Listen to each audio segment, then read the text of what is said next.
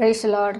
இன்னைக்கு நாம் என்ன பார்க்க போகிறோன்னா பாருங்கள், நீதிமொழிகளின் புஸ்தகம் 28ஆம் அதிகாரம் 13வது வசனம் எப்படியாவது சொல்லுகிறது, தன் பாவங்களை மறைக்கிறவன் வாழ்வடைய மாட்டான், அவற்றை அறிக்கை செய்து விட்டு விடுகிறவனுக்கோ இரக்கம் கிடைக்குமோ. அப்போ கவனிங்க, நம்முடைய வாழ்க்கையில் பாவங்கள் அதிகமாக இருக்குமானால் நம்மளால் ஆண்டவருடைய சத்தத்தை என்ன பண்ண முடியாது, கேட்க முடியாது. ஆண்டவரோடு கூட நம்மளால் உறவு கொள்ள முடியாது. அப்போது நம்முடைய பாவங்களை ஒரு நாளும் நம்ம என்ன பண்ணணுமா, அறிக்கை பண்ணணுமா. அதை அறிக்கை பண்ண நம்முடைய பாவ எண்ணங்கள், பாவ சிந்தனைகள், பாவமான மனுஷன் என்ன பண்ணுவான், மரித்து போவான். நமக்குள்ளே இருக்கிற பரிசுத்தமான மனுஷன் உயிரடைவான்.